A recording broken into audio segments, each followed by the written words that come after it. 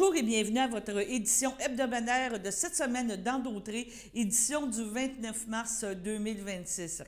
Beaucoup de sujets, comme d'habitude, nous avons eu une semaine quand même très occupée. On vous parle du communautaire à bout, donc des extraits de manifestations, de rencontres qu'il y a lieu, d'activités qui ont eu dans le cadre de cette grève des organismes communautaires qui se poursuit la semaine prochaine. On aura encore des vidéos, des entrevues à vous présenter. On vous parle d'une assemblée extraordinaire à Saint-Ignace de Loyola. Il a été question de rénovation, d'entretien, tant de l'église que du chalet des loisirs, mais les noms sont différents maintenant. On parle de salles communautaires et de centres culturels. Le Festival de la Naudière a présenté sa programmation pour l'été 2026. Nous avons eu une entrevue avec Renaud Loranger qui est venu nous présenter des faits saillants de ce festival. Donc encore une année très forte en émotion musicale, on pourrait dire. La SAAQ a participé à la semaine concernant la conduite avec des facultés affaiblies et nous avons rencontré une porte-parole qui nous parle de cette semaine et des impacts que peuvent avoir les facultés affaiblies sur notre système et parler un petit peu malheureusement de statistiques qui est arrivée par rapport à ça. Nous avons poursuivi notre semaine avec des entrevues avec M. Lampron de Patrick Morin, donc qui parle de l'évolution de Patrick Morin, qui a quand même beaucoup évolué et qui vient de la région maintenant. C'est rendu un commerce, un centre de rénovation qui étale ses magasins à travers le Québec. De plus, cette semaine, CTRB a assisté au lancement de l'affiche et du titre du spectacle fait par le Cirque du Soleil à l'amphithéâtre Cogeco. On parle de la 10e année de participation entre l'amphithéâtre Cogeco et le Cirque du Soleil et c'était vraiment une activité très intéressante. On espère que vous avez apprécié et vous serez de retour pour nous la semaine prochaine pour un prochain Cette semaine d'Endautré. Alors, bonjour à tous. On est en direct du bureau de François Legault aujourd'hui pour le communautaire est à bout. Une ambiance de feu. On regarde. Attendez un petit peu, je suis pas habituée avec ça. On retourne. Regardez l'ambiance ici. Le communautaire est à bout. La MRC d'Autré, les gens se sont mobilisés, les organismes communautaires. Une belle solidarité pour faire changer les choses. C'est pas fini. Tout plein d'organismes ici.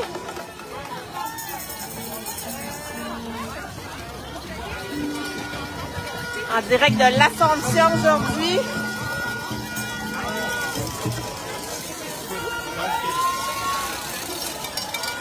Les gens se mobilisent. Et Daniel, on est en Facebook Live, ici la Maison des Jeunes de Berthierville. Salut! Allô, allô tout le monde!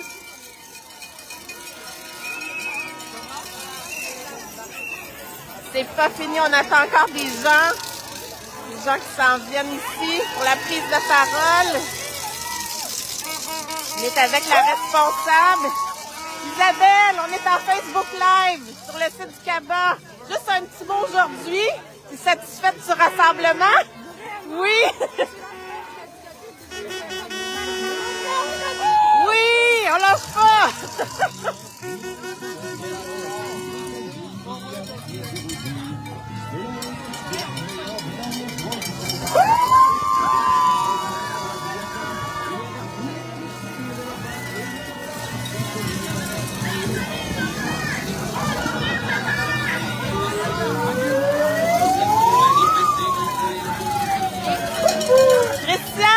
En Facebook Live, direct, à l'heure aujourd'hui.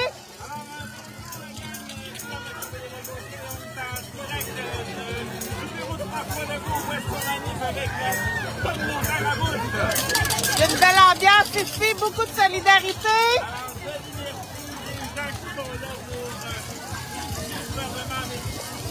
Savoir que le mouvement communautaire est important. Alors, joignez-vous à nous.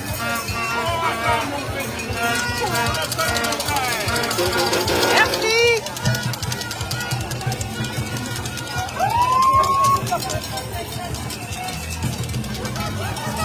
On est à bout.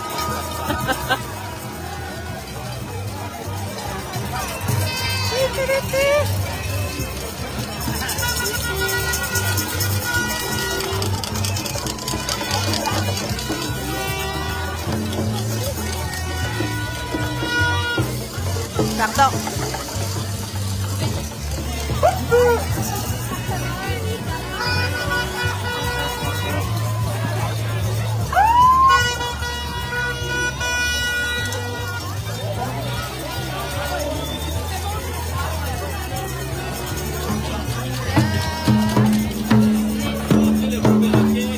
Oui, oui, j'ai mon tour. Le concept, c'est qu'on se répète, on se répète. C'est excellent.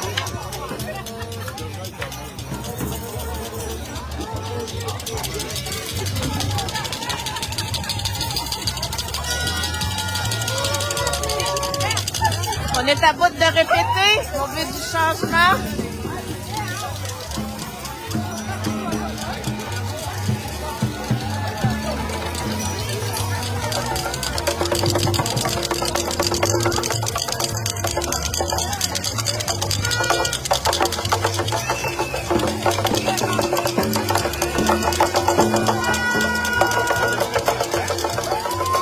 De plus en plus de monde ici.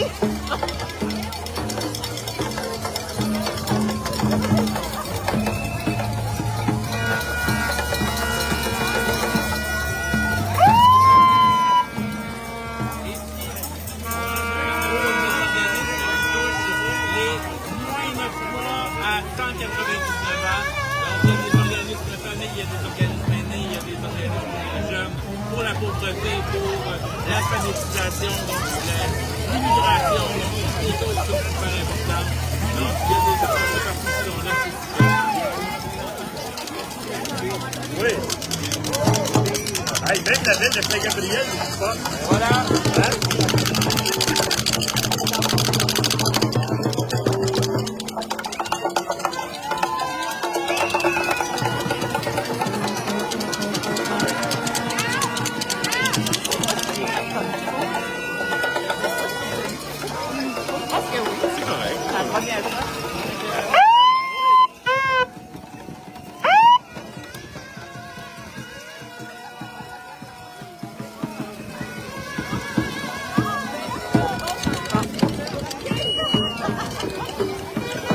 Alors, on se reparle un peu plus tard, Christian. C'est un peu froid dehors, mais comme l'écoute du gouvernement est froide, donc c'est à propos. Avoir un avant communautaire à bout et un après communautaire à bout. Regardez ce que nous avons réalisé. Je tiens à dire merci à tout le monde qui a, le 6 semaines dans le Zoom, là, dit, ben moi je prends tel MRC, puis moi je prends les autobus, puis on a vraiment vécu ça comme un grand mouvement, celui de l'action communautaire autonome.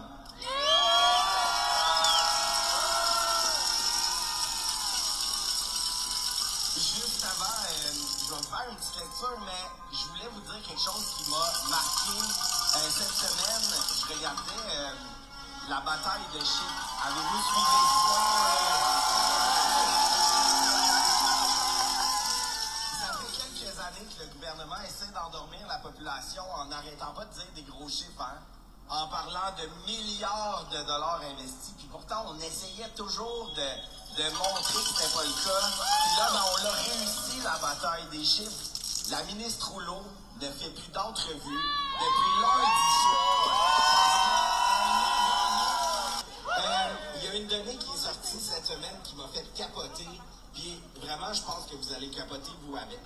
Je sais pas si vous avez entendu les élus depuis les 20 dernières années qui demandent aux communautaires de diversifier son financement.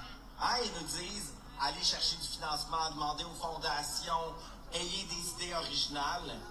Et là, hier, le RQAK a sorti le montant total de vos revenus versus le financement de la mission globale. Le gouvernement investit seulement 17,3% en financement de la mission de tous les revenus du communautaire autonome. Fait que la diversification, là, on l'a fait. Là, c'est le temps que le gouvernement investisse dans le financement à la mission. C'est ça que ça prend. Tout de suite, le ministre Girard a décidé de faire une provision. Une prime à la nouvelle première ministre ou au nouveau premier ministre. Il a caché 250 millions pour que cette première ministre-là ou ce premier ministre-là puisse faire ce qu'il veut avec. Ben, ce qu'il devrait faire avec, là, c'est l'investir dès maintenant dans le communautaire.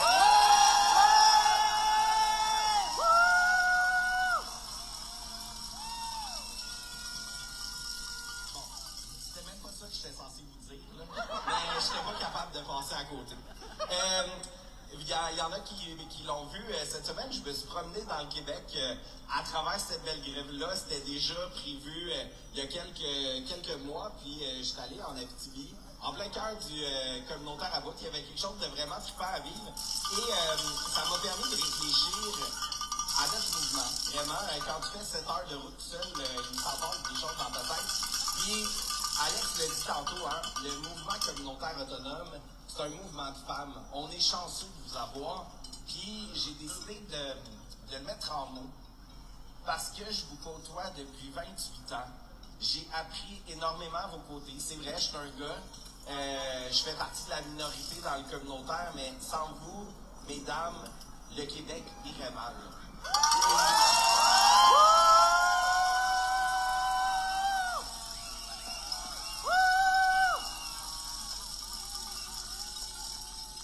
J'ai demandé à Christina et Alex de me laisser la chance de faire quelque chose qui me sort de ma zone de confort, mais j'avais envie de vous lire un poème.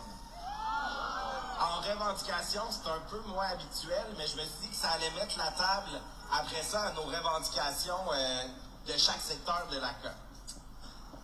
Ça commence comme ça.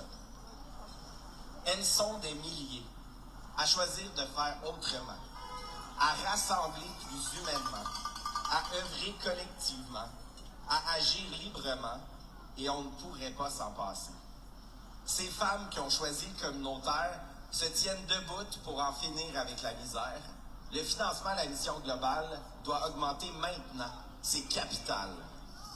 L'action communautaire autonome, ses organismes et ses artisanes, bien qu'elles semblent invisibles, à force de lutte pour les droits, font avancer le Québec à chaque fois. En se rassemblant, ça devient possible. C'est ça l'expertise citoyenne qui éclaire notre société et ses symptômes. Ces femmes forment la grande majorité de cette force vive, tant bénévole qu'employée, qui œuvre pour plus d'humanité, plus de dignité, plus d'égalité, de solidarité et de proximité. Pourtant, en se succédant, les gouvernements ont continué de limiter les investissements. Ils auraient pu agir tout simplement en choisissant la fin du sous-financement. Les organismes, les artisans et aussi les artisans forment un unique et grand mouvement qui, en 2001, a été reconnu formellement. Pouvez-vous me dire qu'est-ce qu'on attend pour faire le prochain grand tournant? Je crois que c'est le temps, là, après 25 ans. Ensemble, unis et solidaires, nos missions, ils transforment le Québec. Grâce à l'éducation populaire, on renforce la démocratie ici au Québec. Nos pratiques citoyennes renforcent le filet social du Québec pour que les humaines et les humains soient respectés dans leurs droits au Québec. La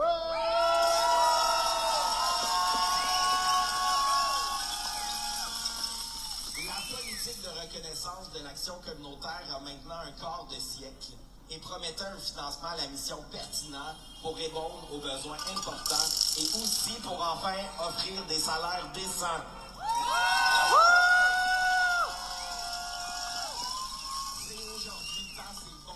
Pour que les élus de ce gouvernement annoncent de très grands investissements. Ce que ça nous prend maintenant, c'est de la prévisibilité. Grâce à un très ambitieux plan qui mettra fin à la pauvreté pour ceux et surtout celles qui œuvrent quotidiennement à renforcer les communautés. Le communautaire autonome, unique au monde, doit être reconnu, soutenu, valorisé, célébré. En 2026, on prend une décision profonde. Fini pour le communautaire l'austérité. Ministre, arrêtez d'être créatif avec votre comptabilité et faites le seul choix évident, mieux nous financer. Depuis le 23 mars jusqu'au 2 avril, le Centre d'action bénévole d'Autrey est en grève avec le mouvement Le Communautaire à bout. Donc, on est à bout de quoi? On est à bout du sous-financement. On est à bout d'être considéré comme étant le parent pauvre du système de la santé. On est à bout d'avoir de la misère à continuer d'offrir nos services de qualité. En parlant de services de qualité, au Centre d'action bénévole d'Autrey, on a un service qui s'appelle le transport accompagnement bénévole. C'est quoi?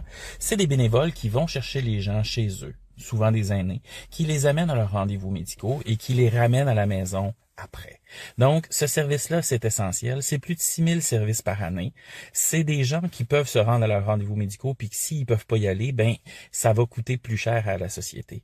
Présentement, ce service-là est en difficulté. On manque de bénévoles, on a de la misère. On est à bout du rouleau.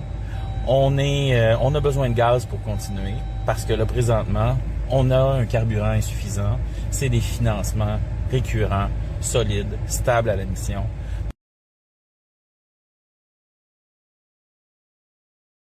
Point 5, avis de motion, dépôt et adoption du projet de règlement numéro 580-2026 décrétant un emprunt pour les honoraires professionnels nécessaires à la préparation des plans et devis, études, analyses et autres expertises connexes aux fins d'exécuter des dépenses en immobilisation. Donc, conformément à l'article 445 du Code municipal, l'avis de motion, ce projet de règlement concerne un emprunt pour les honoraires professionnels nécessaires à la préparation des plans et devis, analyses, expertise connexe aux fins d'exécuter des dépenses d'immobilisation. Considérant que la municipalité de Saint-Ignace de Loyola souhaite exercer son pouvoir selon l'article 1093 de la loi du Code municipal. Considérant la nécessité d'un emprunt de 200 000 pour financer les frais reliés aux honoraires professionnels de la préparation des documents nécessaires à la mise en ordre du centre multifonctionnel. Pour les gens à l'écoute, là, c'est vraiment pour le projet de l'Église. Le conseil, l'avis de motion est donné par Christian Michaud. Donc, Christian Michaud donne l'avis de motion, appuie le projet et il me faut un secondaire, M. Ménard, dans ce dossier aussi. Madame Chloé Laforêt, seconde. Le Conseil est autorisé à engager donc des dépenses et des honoraires professionnels liés à la préparation des plans et devis, études, analyses et haute expertise pour un montant total de 200 000. Comme j'avais expliqué lors de notre séance, c'est vraiment dans le principe de pouvoir faire l'étude. Si le 200 000, notre but, ce n'est pas de dépenser le 200 000 total, c'est vraiment de pouvoir avoir une marge de manœuvre pour engager des professionnels. Point 6, avis de motion, dépôt et adoption du projet de règlement 581-2026, modifiant le règlement 574-2025, décrétant des travaux d'amélioration et d'agrandissement au centre culturel pour un montant de 400 000 remboursables en 10 ans afin d'augmenter la dépense et l'emprunt. Donc, c'est dans le cadre du chalet des loisirs, c'est pour pouvoir poursuivre puis aller de l'avant dans la rénovation du chalet des loisirs.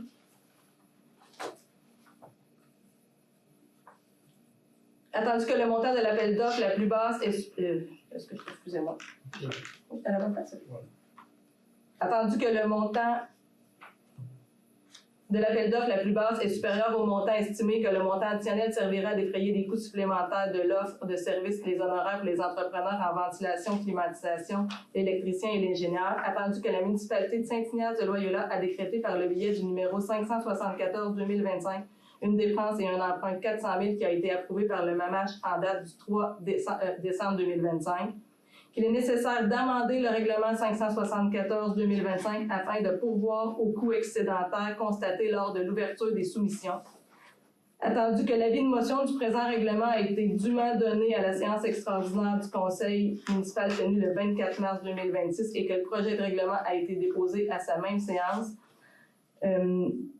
nous devons, le titre du règlement 574-2025 est remplacé par le suivant. Règlement numéro 574-2025 décrétant une dépense et un emprunt de 124 474,67 pour défrayer les coûts supplémentaires de l'offre de services et les honoraires pour les entrepreneurs en ventilation, climatisation, électriciens et ingénieurs tels que décrits en l'annexe A du 24 mars 2026. L'article 3.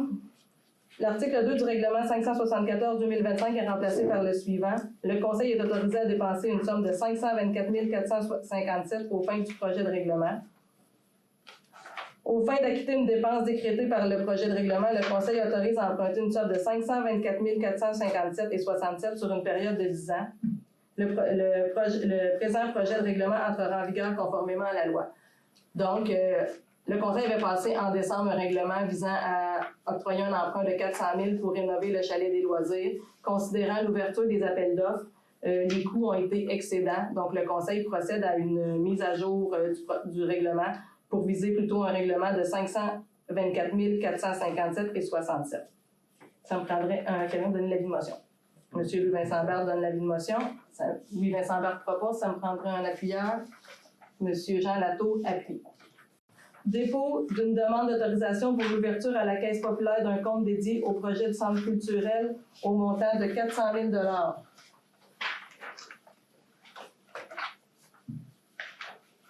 Donc, M. Ménard, c'est une demande de... C'est pour ouvrir le compte en banque pour commencer les opérations. Parfait. Donc, de 400 000? 400 000, oui. On n'a pas besoin de 524. Disons le point maintenant, 400 000. OK. Ouais. Parfait. Donc, pour être clair, là, c'est qu'on va prendre maintenant le 400 000, puis j'imagine que suite à la demande du règlement, l'addition, juste pour qu'on soit clair pour ceux qui sont... L'addition, quand par exemple le MAMACH aura accepté le surplus de 124 000 qu'on vient de demander, à ce moment-là, on va ouvrir un autre compte, on va pour 124 000. Donc, comme je viens Justement. Ouais.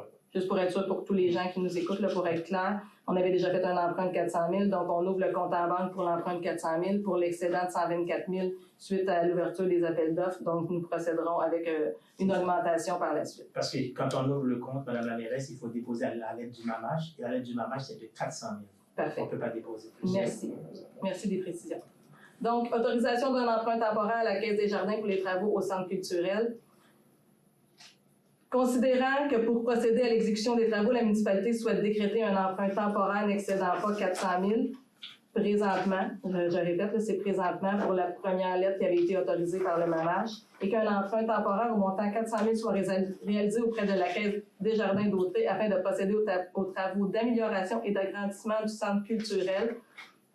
Donc, j'ai besoin d'un proposeur pour le dépôt de la demande d'autorisation pour l'ouverture de la Caisse des Jardins. Je propose. M. Christian Michaud propose un secondaire. Mme Chloé Laforêt, est-ce que tout le monde est en faveur? Oui. Donc, c'est adopté à l'unanimité. Donc, suite à l'ouverture des soumissions qui ont eu lieu mercredi 25 février à 11h, 6 compagnies ont déposé des soumissions conformes à ce qui était demandé au devis. Les soumissions déposées sont les suivantes. Construction Désiel, 453 212,94. Construction Lompré, 459 291,29. Les entreprises Baillargeon et Coulombe, 492 255,66. LIXM Entrepreneur Général Inc., 496 13,65 $. Construction Sorel Limité, 524 162,7. Et Construction Julien Dalpé, 540 213,49.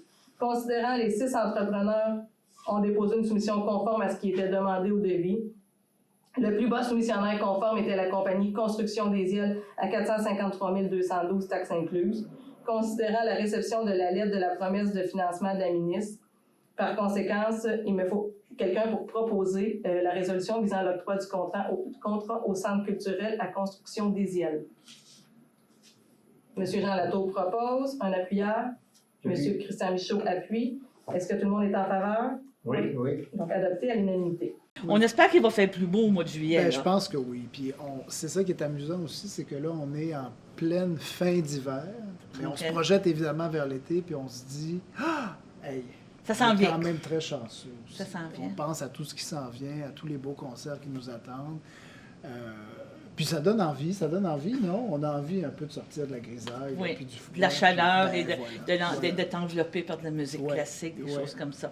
Il y avait déjà eu des pré-annonces, qu'on avait eu des beaux cadeaux de Noël, mais là, tu as présenté la programmation complète. Ouais. Est-ce que tu as des coups de cœur? Je te connais, Ben tout oui, va c'est être un ça. coup de cœur, mais La- qu'est-ce qu'il ne faut pas manquer? Qu'est-ce qui- Absolument. Exactement. Mais ça, c'est toujours la question.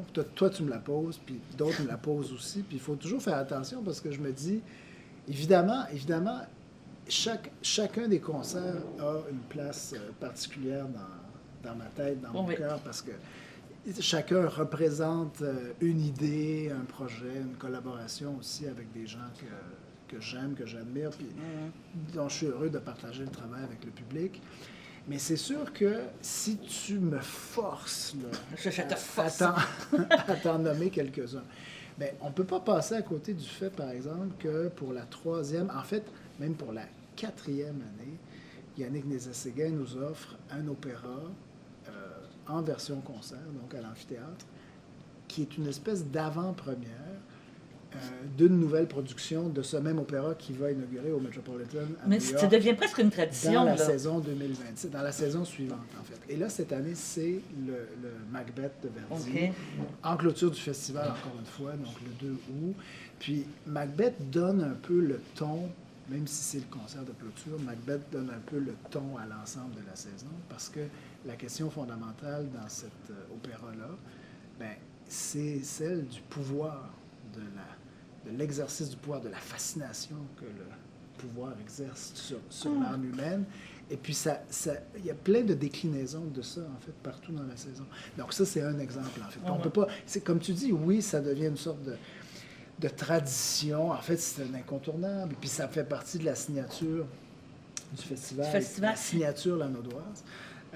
Après, ben écoute, tu as un peu le pendant, le contraire de ça, en fait, le contraire de Macbeth avec William Christie et les Arts florissants, qui sont là le 11 juillet, oui, à l'amphithéâtre, pour un spectacle. Deux opéras courts, 2 opéras baroques français, signés Marc-Antoine Charpentier,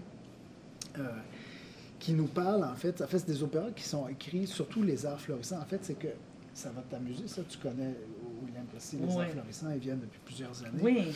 Et là, ils nous présentent un opéra qui s'intitule Les Arts florissants. Et donc, c'est l'opéra, c'est la pièce qui a donné son nom à l'ensemble en 1979. Et c'est un opéra qui est, si tu veux, qui chante les louanges de Louis XIV, le roi soleil, le monarque éclairé, le pouvoir, donc, humaniste, pétri là, des plus belles valeurs imaginables. C'est le contraire absolu de Macbeth. Et puis ça, ben, c'est intéressant aussi, évidemment. Après, il y a une multitude de grands artistes qui viennent nous voir, certains pour la première fois cette année. Tu nous avais fait découvrir, entre autres, une belle violoncelliste là, qui était magnifique l'an passé. Est-ce que tu as d'autres découvertes comme ça à nous cette apporter? Année, on a Alissa Wallerstein, par exemple, tu parles de violoncelle, Alissa Wallerstein, qui nous revient pour la première fois depuis 2022, cette fois avec l'OSM. C'est anecdotique, mais c'est la femme de Raphaël Paillari. Oui. Donc, ils vont être ensemble sur la scène de l'amphithéâtre le 18 juillet. On a plein de... Vois-tu, on a une pianiste merveilleuse, Saskia Giorgini, qui vient au Canada pour la première fois en récital à l'église de Sainte-Mélanie.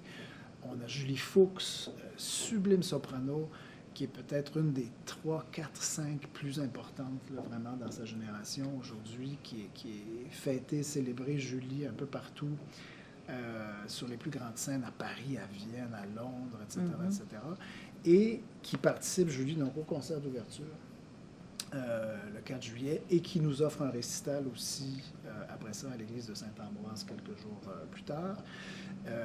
Tu parles, en fait, parce que tu évoques, sans les évoquer, les violons du roi et Bernard Labadie. Oui, c'est ça, oui. Bernard et les violons, donc, nous reviennent cette année autour de Mozart, en fait, avec une autre grande soprano, une autre grande chanteuse, Anna-Elisabeth Müller, une des plus belles sopranos mozartiennes d'aujourd'hui aussi, qui, elle aussi, fait ses débuts au Canada. Donc, c'est un peu le même esprit d'avoir quelque chose vraiment en exclusivité, en grande première.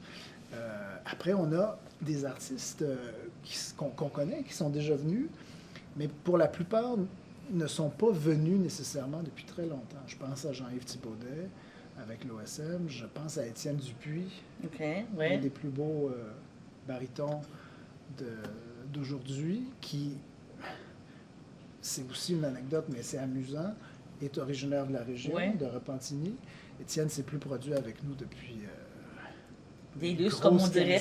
C'est un peu gênant. Il y a Marie-Nicole Lemieux aussi, qui revient pour la première fois depuis, je pense, 2012 ou 2013, j'imagine. Donc, ça fait quand même très longtemps. C'est des gens qui sont très importants. Bruce Liu, le pianiste aussi, en fait, là, lui qui va faire ses débuts au festival. Avia Vital, qui fait ses débuts au festival aussi. quand on pense aux artistes québécois, ce sont des gens qui sont dans leur domaine des superstars, si tu veux, qui sont vraiment au sommet des icônes, de leur métier, qui appartiennent à la crème de la crème des artistes sur le plan mondial, international, mais qui ont leur place ici aussi, surtout s'ils viennent de la région. S'ils viennent de la région, s'ils s'ils viennent sont du coin, c'est ça. Donc, c'est des gens, encore une fois, c'est pas que c'est des premières ou des exclusivités, parce qu'encore une fois, on les connaît, on les aime, tout ça, mais ils ont leur place, puis ils doivent occuper une place quand même importante dans une manifestation comme la nôtre. Donc, tout ça forme une mosaïque, une constellation merveilleuse, unique, hein, je dis tout le temps, à chaque fois, c'est toujours la même chose. Il faut être dans la finitude du festival. Mais là, si on est rendu, il faudrait ouvrir un camping. Vous pourriez fermer, vous pourriez fermer un stationnement, puis qu'on ait un camping, qu'on soit déjà prêt, avec nos places, avec nos sièges assis. Je ne sais pas. Je pense qu'il faut il faudrait même peut-être plus de stationnement encore pour qu'on puisse accueillir plus de gens. Mais l'idée du camping est amusante. Puis il y a des gens, en fait, dont je sais qui s'arrangent pour passer du temps dans la région, pour s'éviter justement de faire des allers-retours à Montréal ou à Québec ou ailleurs, pour être ici puis pour pouvoir profiter de plusieurs concerts au fil de quelques jours. Je sais que tu es toujours pressé, tu aimes beaucoup parler, on parle beaucoup, on aime ça, on parle beaucoup. Donc, on rappelle que c'est du 4 juillet, c'est ça? Tu m'as dit, ça me trompait, là? Le premier concert à l'amphithéâtre, c'est le 4 juillet.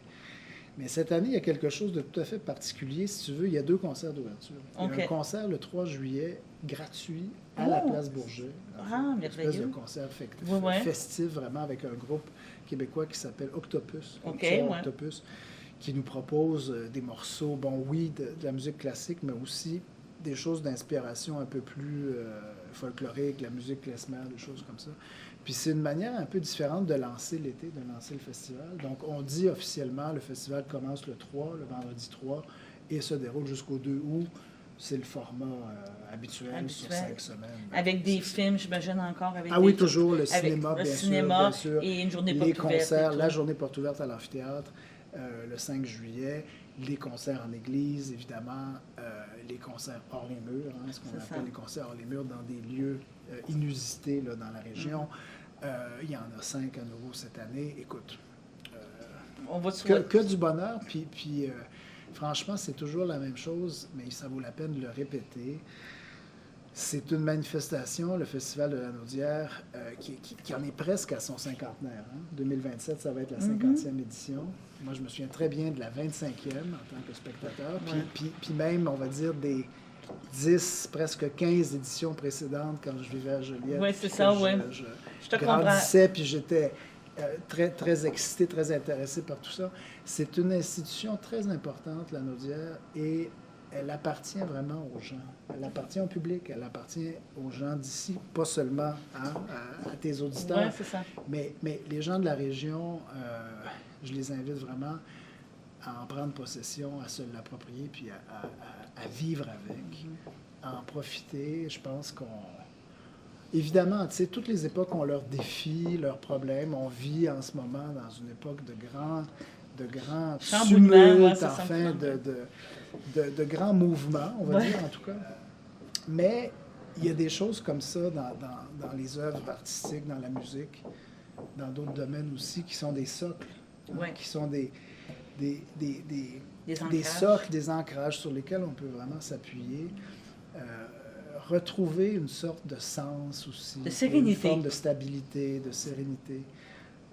L'amphithéâtre est merveilleux, comme tu le sais, c'est comme... Moi, je pense toujours à ça comme ça, c'est presque une sorte de sanctuaire. C'est pas péjoratif. Non. C'est un endroit où on peut se retrouver en paix pour vraiment des moments de partage, de contemplation, de découverte aussi. Oui, c'est ça, vraiment Puis, qui, j'espère, en tout cas, nous aide individuellement et collectivement à réfléchir un peu plus, de façon un peu plus sage sur l'état général du monde, puis sur nos propres vies, en fait. Puis c'est ça qu'on fait comme métier, c'est ça qui est beau.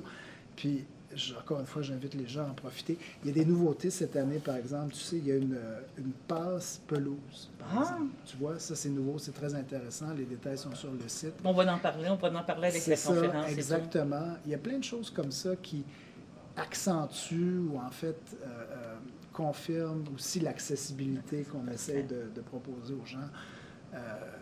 Profitez-en, n'hésitez pas, venez nous voir, puis il va faire beau. C'est ça. Il va faire plus chaud qu'aujourd'hui. Ouais, puis on va se revoir au mois de juin pour parler on va se reparler de la programmation complète. Sûr, bon, bien bonne saison, merci, bon retour à la Daniel. maison, Merci à ta beaucoup. deuxième maison ou ta Oui. maison, là, pour finir de préparer puis de Moi, c'est travailler. ça, je suis toujours avec vous en pensée, puis ce que vous voyez aujourd'hui, c'est le résultat de toute cette réflexion-là qui s'articule pendant l'année, puis finalement, C'est le point on d'orgue. arrive vraiment avec une très belle saison, encore une fois. Donc, je te remercie. C'est moi qui te remercie. Bye-bye. Merci beaucoup. Il y a toujours la période des fêtes que vous faites des promotions, parce qu'on parle de promotion de la prévoyance et tout, parce qu'il y a les parties et tout. L'hiver, on est un petit peu plus casanier, donc il y a moins de risques dans cette période-là. Mais là, avec l'arrivée du beau temps, justement, les autos qui peuvent se rouler, plus de pneus d'hiver, les décapotables et toutes les choses, est-ce que ça devient quelque chose encore très important parce que le taux d'accident est plus propice dans la période estivale, on pourrait dire, que même l'hivernale? Ça peut être plus risqué, puis les occasions sont là, hein, justement, de célébrer, puis c'est très correct. Mais nous, ce qu'on dit, c'est si vous avez envie de consommer, on ne prend pas le volant, tout simplement. Et il existe une panoplie d'alternatives. Hein. Qu'est-ce qu'on peut faire? Ça va être de prendre le transport en commun pour rentrer à la maison, un taxi ou autre service de raccompagnement, de dormir chez notre hôte, par exemple, de s'inviter à dormir, hein, surtout lors d'une soirée arrosée. Peut-être de revenir avec un conducteur désigné. Il y a souvent cette personne-là dans la soirée qui, pour plein de raisons, ne consomme pas. Eh bien, on peut lui demander de nous ramener gentiment à la maison ou simplement ne pas consommer du tout d'alcool. De plus en plus, il existe des boissons très bonnes, dont de la bière sans alcool et qui nous permettent d'être quand même dans la fête, ne pas être mis à l'écart, mais de pouvoir rentrer de façon sécuritaire. Parce que les effets de l'alcool là, sur le corps humain sont là. Puis, lorsqu'on arrive pour prendre le volant, là, ça peut être très dangereux. Qu'est-ce que ça fait finalement? Ça nous donne un faux sentiment de confiance. On a l'impression qu'on est correct. Souvent, on va entendre ça. Hein, j'ai seulement pris 2-3 verres, ça va, je demeure pas loin. Mais déjà, on a des effets en très petite quantité. C'est pour ça que nous, on dit qu'il n'y a pas de quantité acceptable là, d'alcool lorsqu'on prend le volant. Ça nous donne un excès de confiance. On va manquer de vigilance. On va avoir tendance à avoir une conduite erratique, donc les fameux zigzags. On peut avoir de la somnolence également, on peut s'endormir au volant. Donc, on ne veut pas prendre ces risques-là, hein? Pas pour nous et pas pour les autres personnes qui soit partagent notre véhicule ou partagent la route aussi. Okay. Quelles sont, je pourrais dire, les légendes urbaines qu'il faut démystifier? Est-ce que vous avez des exemples? Justement, tantôt, on parlait de dire, bon, ça n'a pas d'importance, la quantité, mais est-ce qu'il y a d'autres choses aussi qu'on doit vraiment tenir compte? C'est quoi les légendes ou les croyances qu'on a par rapport à l'alcool, puis que c'est faux, qu'il faut vraiment en tenir compte? Comme par exemple, que je connais, moi, ma consommation. Je sais qu'après 2 verres de bière, par exemple, ou 2 bières, ça va, je suis correcte pour conduire. Mais non, parce que cette journée-là, peut-être qu'on est plus fatigué que l'occasion précédente. Donc, il ne faut pas se fier à ça. Il n'existe pas de quantité acceptable. Puis aussi, le but, c'est pas de se rendre jusqu'à la limite. Hein? Je dois être en bas du 0,08. Ouais. Non, parce que même à 0,05 d'alcool dans le sang, on a 4 fois et demi plus de chances de faire un accident. Donc, déjà là, ça aussi, c'est une fausse croyance de croire justement que les risques sont très minimes quand notre distance est très courte. Mais souvent, les accidents surviennent justement lorsqu'on n'est pas très loin de la maison. Donc, ce sont encore des fausses croyances là, qu'il faut défaire. Qu'il faut défaire. Avec la période estivale, est-ce que je sais que vous êtes souvent en collaboration avec la Sûreté du Québec, les corps policiers de la province, est-ce qu'il y a des campagnes qui vont être prévues? Est-ce qu'il y a des choses de prévues justement pour sensibiliser l'hiver? On parle souvent dans le temps des fêtes de barrage, le terme, on pourrait dire, commun pour la vérification avec faculté affaiblie d'automobile.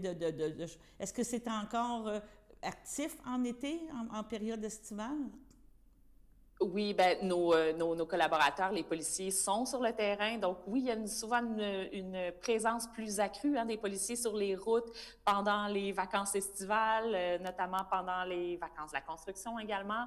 Oui, nous, on a des campagnes de sensibilisation tout au long de l'année sur les principales causes d'accidents, dont la conduite avec les facultés affaiblies. Alors oui, vous pouvez surveiller. On va avoir différentes campagnes qui s'en viennent justement pour sensibiliser les gens. Des occasions comme on a avec vous aujourd'hui de parler dans les médias, c'est parfait parce que ça nous permet de rappeler nos messages, des campagnes sur les réseaux sociaux, dans les différents médias, à la télé, à la radio également, qui sont prévus pour justement continuer de sensibiliser les gens.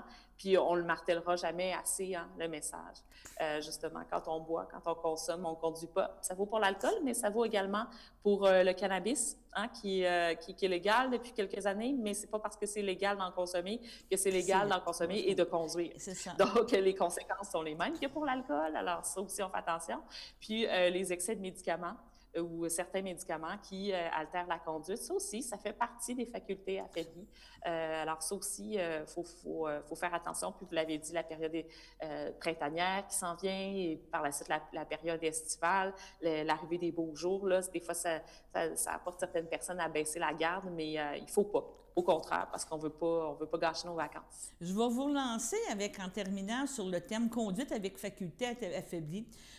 Depuis tantôt, on parle de ça, mais c'est pas seulement en automobile. On parle en automobile, en moto. Je vous relance véhicule hors route.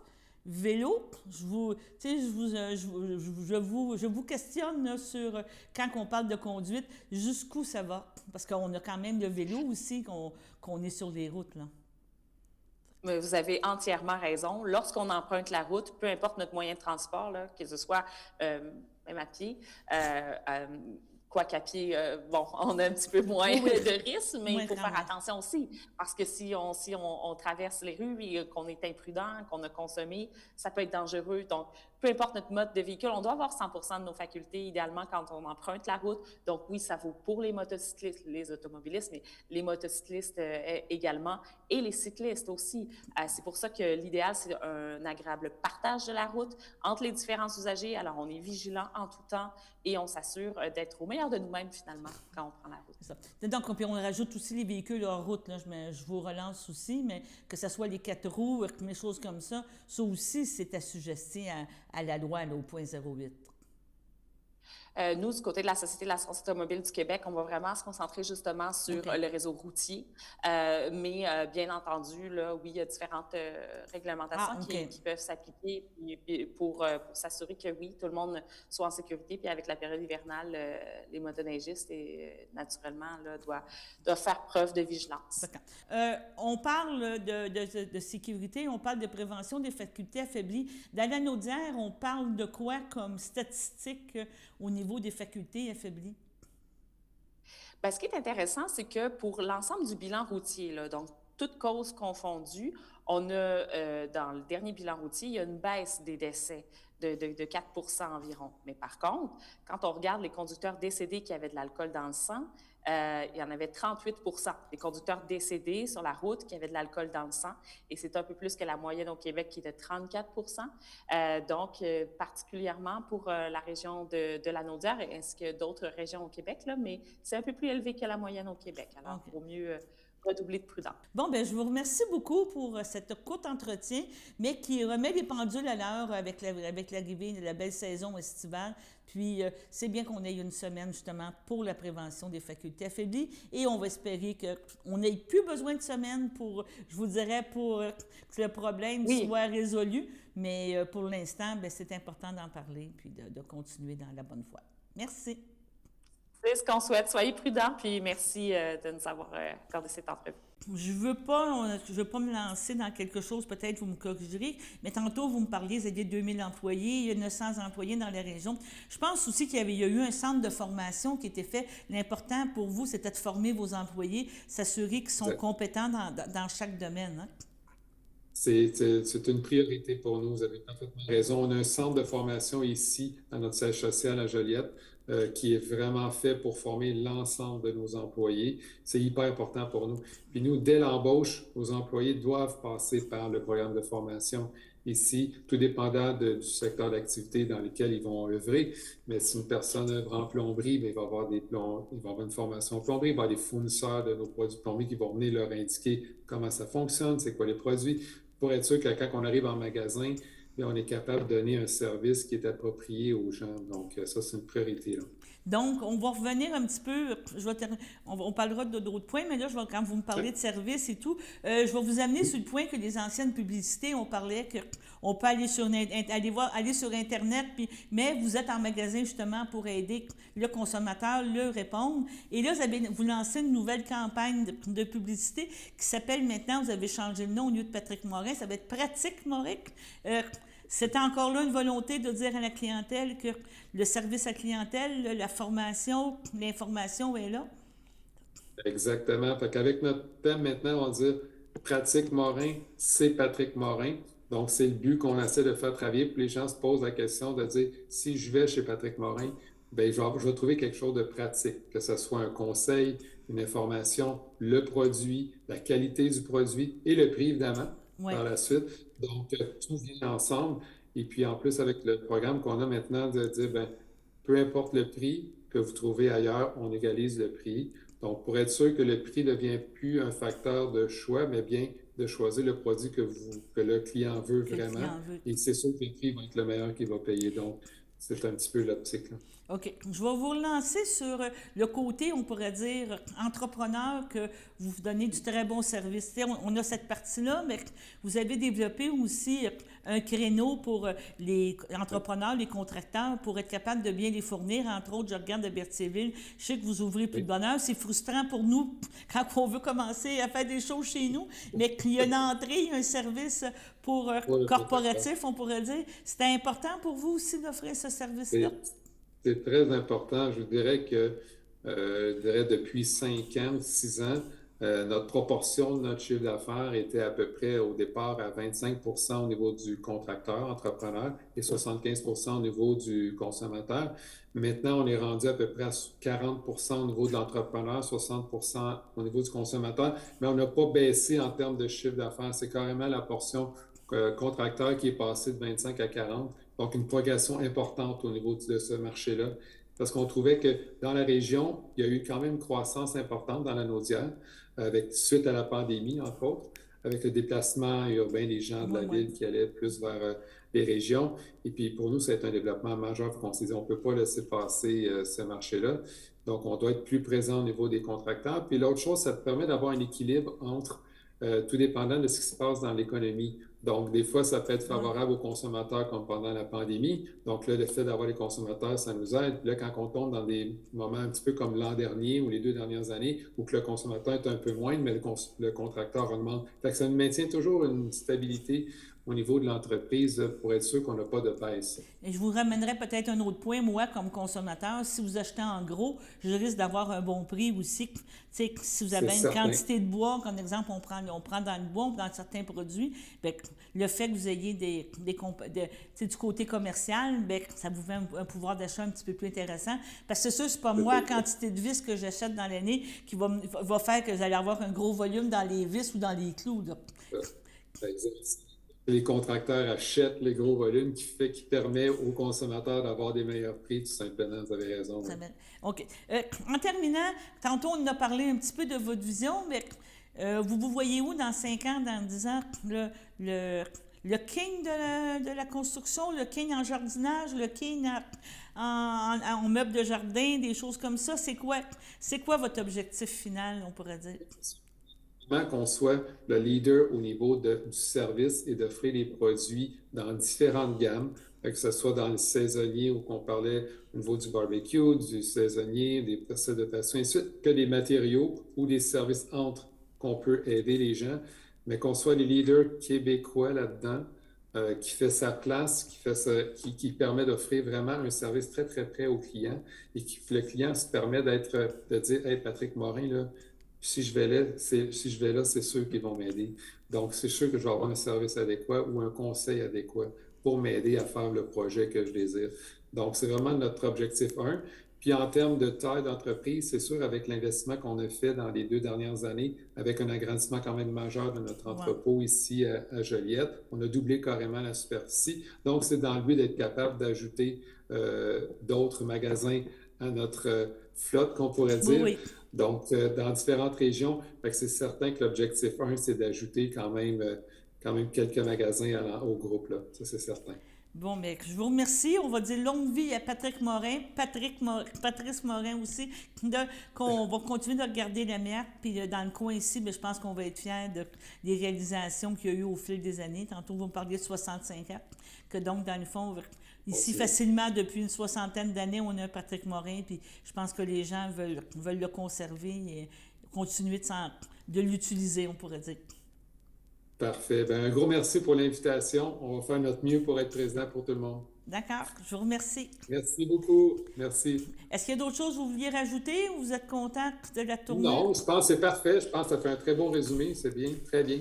Bon, bien, parfait. On va faire ça. Puis je l'enverrai là, à votre personne aux communications. Parfait. On va refaire un montage, là, c'est sûr qu'on va remettre. Oui. C'est sûr qu'idéalement, si vous y parlez ou si peut-être vous... C'est sûr que si on avait une ou deux, je pense, sur le site, y aurait-tu des archives si on veut parler, montrer les anciens magasins? Oui, il y en a sur le site. Si jamais j'avais besoin, juste à demander à la personne de communication, elle va vous envoyer. Parfait. Les choses. Mettons, ça veut pas dire, on ne montrera peut-être pas ça aujourd'hui, mais on va essayer de vous faire... Il faut avoir une image qui apparaît. C'est ça, quelque chose, ça crée à un moment donné, ça l'aide au montage aussi à mettre des choses. Parfait. Gênez-vous pas pour demander ce que vous avez besoin, ils vont vous le fournir sans problème. Bon, mais je vous remercie beaucoup, puis peut-être au plaisir de se revoir. Bien sûr. Merci beaucoup. Bye-bye. Merci, au revoir. Bonjour tout le monde. Bonjour. On a invité quelques amis, vous allez comprendre pourquoi tout à l'heure. Ça nous fait vraiment, vraiment très plaisir d'être ici encore une fois pour la 10e année consécutive. Ça a passé tellement vite, ces 10 ans-là. En fait, ça fait plus que 10 ans. Je pense qu'il y a eu au moins une année de pandémie, qui en fait une 11e. Mais on est vraiment contents. Et à la question « Pourquoi Jean Leloup cette année? » Parce que c'est une question qu'on nous pose souvent. Bien, d'abord, les étoiles étaient alignées. Ça a donné qu'on avait envie depuis longtemps de faire un hommage à Jean Leloup ici à Trois-Rivières. Et aussi, ça a donné que ça y tentait cette année. Hein? Donc, c'est pour ça que les étoiles étaient alignées. Mais il n'y a pas meilleur choix pour une 10e année à Trois-Rivières d'avoir un artiste comme Jean Leloup à hommager. C'est un artiste qui est clairement une figure phare de la musique et de la culture québécoise en général aussi. C'est quelqu'un qui nous a tous marqués, multigénérationnel. On faisait récemment une audition de danse au cirque pour ce spectacle-là. Et évidemment, on utilise du matériel de Jean Leloup. On avait des jeunes de 22, 23 ans qui chantaient les paroles de chansons qui m'ont accompagné dans ma jeunesse. À l'époque, j'avais 18 ans à peu près, pas si longtemps, à peu près 1990, si ce chiffre-là vous dit quelque chose dans ce contexte-ci aujourd'hui. Et ça nous a comme un peu, pas choqué, ça nous a pas surpris, mais on a fait « Ah, wow! » Je veux dire, elle connaît les paroles de Cookie, qui avait 23 ans. Alors pour moi, ça a été comme une preuve, un petit peu une preuve à l'appui que c'est un artiste qui touche tout le monde, qui continue à toucher tout le monde. Un artiste libre, inclassable, singulier, qui nous surprend à chaque fois qu'il sort quelque chose de nouveau. Et ça, pour nous, au cirque, cette figure-là, un peu iconoclaste, un peu celle qui dérange, ça nous fait plaisir d'être associés à quelqu'un comme ça parce que ça fait partie de notre ADN aussi au Cirque du Soleil. On fait aussi partie, il faut se le dire, les artistes de cirque sont souvent des marginaux. C'est des gens qui trouvent leur place dans la société. Rentrer à l'école de cirque puis rentrer au HEC, c'est pas tout à fait la même décision dans la vie. Okay, on s'entend. Donc voilà, pour nous, ça nous fait plaisir d'avoir ça. C'est un univers aussi que Jean Leloup a créé, des personnages, des contextes qui sont hyper théâtraux. Donc un terrain hyper fertile pour une approche dramaturgique, acrobatique, etc. Alors ça, c'est beaucoup ça. Et cet univers-là, on a voulu lui donner forme avec l'affiche du spectacle. On voulait vraiment que l'image et le nom qui allait représenter le spectacle soient un portail vers son univers. Voilà. Et je cry, baby, à Paradis City. Alors voilà, Paradis perdu sera un titre.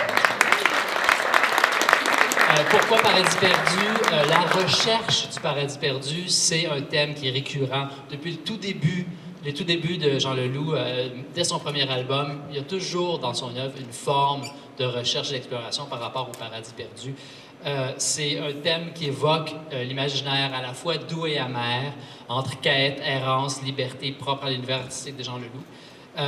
Ça aussi évoque une petite forme d'engagement social. Hein? On sait qu'il y a une perspective lucide dans ses chansons sur l'état du monde qui aujourd'hui est spécialement très importante pour nous de souligner cette affaire-là.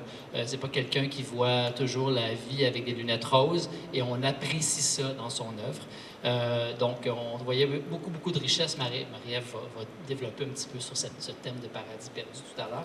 Au niveau de l'affiche, excusez-moi, j'en prendrai une main de plus. Hein? Je sais que je travaille dans un cirque, je pourrais probablement faire ça de façon plus acrobatique. Mais voilà. Alors, l'esthétique, on a vraiment opté pour une esthétique de collage qui est aussi représentative de la façon de travailler de Jean Leloup, de son processus. C'est un peu brut, c'est très fidèle à ce qu'il est, selon nous. Il y a la présence de ce qu'on appelle, nous, on l'appelle le roi pompon. Là, on reconnaît clairement la silhouette de Jean. C'est notre figure mythique, centrale, mystique, un peu irrévérencieuse. On a fait des choix graphiques aussi qui sont liés à l'univers. Si vous regardez bien, vous allez voir des petites fourmis, une guitare en feu et tout. Et tout ça, c'est parti d'une espèce de geste collectif. En fait, on a invité plusieurs membres de l'équipe à travailler sur des collages et on retrouve des éléments de cet atelier-là, en fait, dans notre affiche. Il y a même un petit unicycle en bas au centre, là, et c'est Marie-Ève qui l'a dessiné, en fait, le petit unicycle. Donc, il y a beaucoup de nous dans cette affiche-là. Voilà. Ensuite, avant de passer la parole à mes comparses ici, au niveau des paramètres du spectacle, c'est le format habituel depuis 2 ans, là, 2 fois 75 minutes avec une entracte au centre, au milieu, pour se reposer et boire un petit peu plus et manger. Et 27 artistes sur scène, comme d'habitude. Les concepteurs, cette année, on ramène une équipe qui a vraiment fait un tabac l'an passé, il faut le dire, sur le spectacle sur Daniel Bélanger, dont Marie-Ève et Geneviève. Donc, Philippe Massé au costume, Jean-Philippe Goncalves, qui est maintenant un habitué de ce projet-ci, aux arrangements musicaux, Alain Jenkins aux accessoires, qui est aussi un vieux routard de Trois-Rivières, Nicolas Boivin-Gravel à l'acrobatie, Étienne Boucher à l'éclairage, Gabriel Boudreau à la chorégraphie, Catherine Girard à la chorégraphie acrobatique, Maryse Gosselin au maquillage et notre directrice de production Chantal Jean, qui sera là encore cette année, et Michel Boudelin, notre directeur technique, qui est aujourd'hui ici, que je salue. Bonjour Michel. Et en plus de ça, Marie-Ève, notre valeureuse metteur en scène, et Geneviève, encore plus valeureuse scénographe. À toi, Marie-Ève.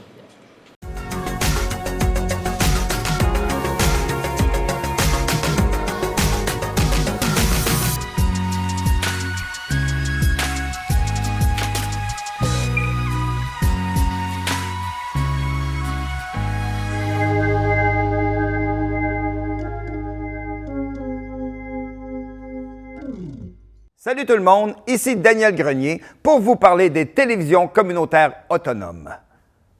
Pourquoi? Parce que c'est important et que, même sans l'aide d'un magicien, elles risquent de disparaître. Yeah! J'adore les jokes de magie. Je vais continuer. Yes! La première fois que j'ai fait une entrevue à la télévision, c'était à la télévision communautaire des Bois-Francs. Oui, moi et mon groupe d'humour, nous avions fait une entrevue et même 2 sketchs. Bon, là, j'entends des gens dire à la maison « Hey, montre-nous-en un bout, montre-nous-en un bout. » Ah, non. Bon, OK, un petit extrait. Wow. Là, ça va faire m'appeler la police, vous allez avoir une amende. Il y en a qui apportent des peanuts aussi! Avec des bonnes pistachios! Grâce à cette expérience, j'ai appris que faire de l'humour devant personne, ça rit moins. 42 télévisions, situées dans 15 régions administratives du Québec. Elles parlent des enjeux locaux et et font rayonner les citoyens en leur donnant accès à un média accessible. Je la savais par cœur, celle-là. Ensemble, encourageons les télévisions communautaires autonomes. Oh, ça roule encore?